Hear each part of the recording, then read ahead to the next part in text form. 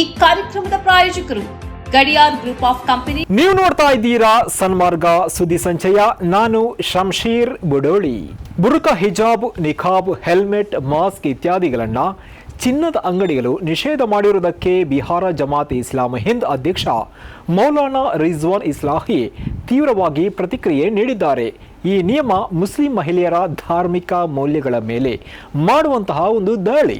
ಒಂದು ವೇಳೆ ಭದ್ರತಾ ಕಾರಣಗಳಿಗಾಗಿ ಈ ನಿಯಮ ಅಂತ ಸಮರ್ಥನೆ ಮಾಡೋದಾದರೆ ಅದನ್ನು ನಿಷೇಧದ ಬದಲು ಮುಖ ತೋರಿಸುವಂತೆ ವಿನಂತಿಸುವ ಮೂಲಕ ಪರಿಹಾರ ಮಾಡಬಹುದಿತ್ತು. ಆದರೆ ನಿಷೇಧದ ಅಡಿಯಲ್ಲಿ ಇಂತಹ ನಿಯಮವನ್ನು ಒಪ್ಪಿಕೊಳ್ಳೋಕೆ ಸಾಧ್ಯವಿಲ್ಲ ಎಂದವರು ಹೇಳಿದ್ದಾರೆ.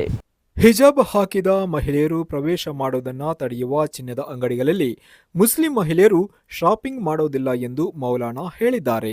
ಮುಸ್ಲಿಂ ಮಹಿಳೆಯರು ತಮ್ಮ ಧಾರ್ಮಿಕ ಮೌಲ್ಯಗಳಲ್ಲಿ ರಾಜಿ ಮಾಡಿಕೊಳ್ಳುವುದಿಲ್ಲ. ಬುರ್ಖಾದ ಹೆಸರಲ್ಲಿ ಇವರನ್ನ ತಡೆಯುವುದಾದರೆ ಅವರು ಅಂತಹ ಕಡೆ ಚಿನ್ನವನ್ನ ಖರೀದಿ ಮಾಡುವುದಿಲ್ಲ ಎಂದು ಅವರು ಹೇಳಿದ್ದಾರೆ. News bureau, Sanmarga news. Jamaat Islami Hind ವಿರುದ್ಧ ಅಪಮಾನಕಾರಿಯಾಗಿ ಹೇಳಿಕೆಯನ್ನ ನೀಡಿರುವ Kerala CPM leader AK Balan ಇವರಿಗೆ ಜಮಾತ್ ಇಸ್ಲಾಮಿ ಹಿಂದ್ ಕೇರಳ ಘಟಕ ಕಾನೂನು ನೋಟಿಸ್ ಅನ್ನ ಜಾರಿ ಮಾಡಿದೆ. ಒಂದು ವೇಳೆ ಮುಂದಿನ ಬಾರಿ ಕಾಂಗ್ರೆಸ್ ನೇತೃತ್ವದ ಯುಡಿಎಫ್ ಅಧಿಕಾರಕ್ಕೆ ಬಂದ್ರೆ ಜಮಾತ್ ಇಸ್ಲಾಮಿಗೆ ಗೃಹ ಖಾತೆ ಲಭಿಸಲಿದೆ ಮತ್ತು ಕೇರಳದಲ್ಲಿ ಇನ್ನೊಂದು ಹಿಂಸಾಚಾರ ನಡೆಯಲಿದೆ ಎಂದು ಅವರು ಹೇಳಿದರು. ಕೇರಳದಲ್ಲಿ ಕೋಮು ವಿಭಜನೆಗೆ ಆರ್ಎಸ್ಎಸ್ ಮತ್ತು ಜಮಾತ್ ಇಸ್ಲಾಮಿ ಹಿಂದ್ ಪ್ರಯತ್ನ ಮಾಡ್ತಾ ಇದೆ ಎಂದು ಅವರು ಆರೋಪ ಮಾಡಿದ್ದರು. ಕಾನೂನು ನೋಟಿಸು ಜಾರಿ ಮಾಡಿರುವ ಕೇರಳ ಜಮಾತ್ ಇಸ್ಲಾಮ್ ಹಿಂದ್ ಕಾರ್ಯದರ್ಶಿ ಶಿಹಾಬ್ ಪೊಕೊಟ್ಟೋರ್ ಇವರು ಇದಕ್ಕೆ ಇರುವಂತಹ ಕಾರಣವನ್ನ ಹೇಳಿದ್ದಾರೆ. ಬಾಲನ್ ಇವರು ಆಧಾರರಹಿತ ಆರೋಪವನ್ನ ಮಾಡಿದ್ದಾರೆ ಮತ್ತು ಸಂಘಟನೆಯ ಹೆಸರಿಗೆ ಕಳಂಕ ಹಚ್ಚುವ ಪ್ರಯತ್ನ ನಡೆಸಿದ್ದಾರೆ ಎಂದು ಅವರು ಹೇಳಿದ್ದಾರೆ.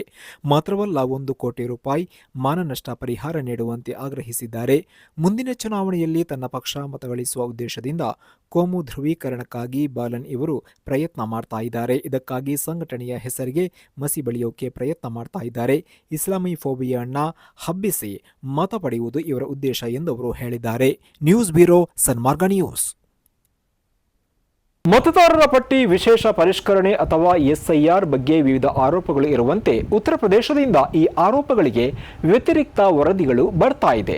ಮುಸ್ಲಿಂ ಜನಸಂಖ್ಯೆ ಹೆಚ್ಚಿರುವಂತಹ ಸಹರಾನ್ಪುರ್ ಮತ್ತು ಮುಜಫರ್ನಗರ ಜಿಲ್ಲೆಗಳಲ್ಲಿ ಮತದಾರರ ಪಟ್ಟಿಯಿಂದ 16% ಹೆಸರುಗಳನ್ನು ತೆಗೆದುಹಾಕಲಾಗಿದ್ದರೆ ಮುಸ್ಲಿಮರು ಕಡಿಮೆ ಸಂಖ್ಯೆಯಲ್ಲಿರುವ ಲಕ್ನೋ ಮತ್ತು ಗಾಜಿಯಾಬಾದ್ನಲ್ಲಿ 30% ಹೆಸರುಗಳನ್ನು ತೆಗೆದುಹಾಕಲಾಗಿದೆ ಎಂದು ವರದಿಯಾಗಿದೆ. ಉತ್ತರ ಪ್ರದೇಶದ ಮತದಾರರ ಪಟ್ಟಿಯಿಂದ 2,89,00,000 ಮತದಾರರ ಹೆಸರನ್ನ ತೆಗೆದುಹಾಕಲಾಗಿದ್ದು, ಇವರಲ್ಲಿ ಮೃತಪಟ್ಟವರು, ವಲಸೆ ಹೋದವರು, ನಕಲಿ ಮತದಾರರು ಸೇರಿದ್ದಾರೆ ಎಂದು ಹೇಳಲಾಗ್ತಾ ಇದೆ. ಇದೇ ವೇಳೆ ಮತದಾರರ ಪಟ್ಟಿಯಿಂದ ತೆಗೆದುಹಾಕಲಾದವರ ಜಿಲ್ಲಾವಾರು ಮಾಹಿತಿಗಳು ಹೊರಬಿದ್ದಿದ್ದು, ಮುಸ್ಲಿಮರು ಹೆಚ್ಚಿನ ಸಂಖ್ಯೆಯಲ್ಲಿರುವ ಸಹರಾನ್ಪುರ್, ಮುಜಫರ್ನಗರ, ಮೊರ್ದಾಬಾದ್, ಅರೋಹೋ, ರಾಂಪುರ್, ಬಿಜನೂರ್, ಬುಲಂದ್ಶಹರ್, ಅಲಿಗರ್, ಅಜಂಗರ್ ಮತ್ತು ಮಾವು ಜಿಲ್ಲೆಗಳಲ್ಲಿ ಮತದಾರರ ಪಟ್ಟಿಯಿಂದ ತೆಗೆದುಹಾಕಲಾದವರ ಸಂಖ್ಯೆ ಬಹಳ ಕಡಿಮೆ ಇದೆ ಎಂಬ ಮಾಹಿತಿ ಸಿಕ್ಕಿದೆ. ಬುಲಂದ್ಶಹರ್, ಅಲಿಗರ್ ಜಿಲ್ಲೆಗಳಲ್ಲಿ 15-18% ಜನರ ಹೆಸರನ್ನ ಮತದಾರರ ಪಟ್ಟಿಯಿಂದ ತೆಗೆದುಹಾಕಲಾಗಿದೆ. ಇದೇ ವೇಳೆ ರಾಂಪುರ, ಬಿಜನೂರ್, ಅರ್ರೋ, ಅಜಂಗರ್ ಮತ್ತು ಮಾವು ಜಿಲ್ಲೆಗಳಲ್ಲಿ 20% ಜನರನ್ನ ಮತದಾರರ ಪಟ್ಟಿಯಿಂದ ತೆಗೆದುಹಾಕಲಾಗಿದೆ. ಮಹಾರಾಷ್ಟ್ರದಲ್ಲಿ ರಾಜಕೀಯ ಮತ್ತೊಂದು ಅಚ್ಚರಿ ತಿರುವಿಗೆ ಸಾಕ್ಷಿಯಾಗಿದೆ. ಅಕೋಲಾ ಜಿಲ್ಲೆಯ ಅಕೋಟ್ ಮುನ್ಸಿಪಲ್ ಕೌನ್ಸಿಲ್ನಲ್ಲಿ ಬಿಜೆಪಿ ಸ್ಥಳೀಯ ಘಟಕ ಅಸಾದುದ್ದೀನ್ ಓವೈಸಿ ಇವರ ಪಕ್ಷದ ಜೊತೆ ನೇರ ಮೈತ್ರಿ ಮಾಡಿಕೊಂಡಿದ್ದು ತೀವ್ರ ರಾಜಕೀಯ ಚರ್ಚೆಗೆ ನಾಂದಿ ಹಾಡಿದೆ. ಅಮರ್ನಾಥ್ ಮುನ್ಸಿಪಲ್ ಕೌನ್ಸಿಲ್ನಲ್ಲಿ ಕಾಂಗ್ರೆಸ್ ಜೊತೆ ಹೊಂದಾಣಿಕೆ ಮಾಡಿಕೊಂಡು ಟೀಕೆಗಳನ್ನು ಎದುರಿಸ್ತಾ ಇರುವ ಬಿಜೆಪಿ ಪಕ್ಷ ಇದೀಗ ಓವೈಸಿ ಪಕ್ಷದ ಜೊತೆ ಹೊಂದಾಣಿಕೆ ಮಾಡಿಕೊಂಡು ಮತ್ತಷ್ಟು ಪ್ರಶ್ನೆಗಳನ್ನು ಹುಟ್ಟುಹಾಕಿದೆ. ರಾಜಕೀಯ ಲಾಭಕ್ಕಾಗಿ ಸೈದ್ಧಾಂತಿಕ ತತ್ವಗಳನ್ನು ಬಲಿ ಕೊಡಲಾಗ್ತಾ ಇದೆಯಾ ಎಂಬಂತಹ ಪ್ರಶ್ನೆಗಳು ಇದೀಗ ಮುನ್ನೆಲೆಗೆ ಬಂದಿದೆ. ಅಮರನಾಥದಲ್ಲಿ ಕಾಂಗ್ರೆಸ್ ಜೊತೆ ಹೊಂದಾಣಿಕೆ ಮಾಡಿಕೊಂಡಿದ್ದಕ್ಕಾಗಿ ಈಗಾಗಲೇ ಟೀಕೆಗಳನ್ನು ಎದುರಿಸ್ತಾ ಇರುವ ಬಿಜೆಪಿ ಇದೀಗ ಓವೈಸಿ ಪಕ್ಷದೊಂದಿಗೆ ಪಾಲುದಾರಿಕೆ ಮಾಡಿಕೊಂಡದಕ್ಕಾಗಿಯೇ ಮತ್ತೊಮ್ಮೆ ಹಿನ್ನಡೆ ಅನುಭವಿಸಿದೆ. ವಿರೋಧ ತೀವ್ರ ಆಗ್ತಾ ಇದ್ದಂತೆ ಮಹಾರಾಷ್ಟ್ರದ ಮುಖ್ಯಮಂತ್ರಿ ದೇವೇಂದ್ರ ಫಡ್ನವೀಸ್ ಹೇಳಿಕೆ ನೀಡಿದ್ದಾರೆ. ಈ ಮೈತ್ರಿ ಸ್ವೀಕಾರಕ್ಕೆ ಅರ್ಹವಲ್ಲ, ಇದನ್ನು ರದ್ದು ಮಾಡಲಾಗುತ್ತೆ ಎಂದು ಬಿಜೆಪಿ ಹೇಳಿದೆ.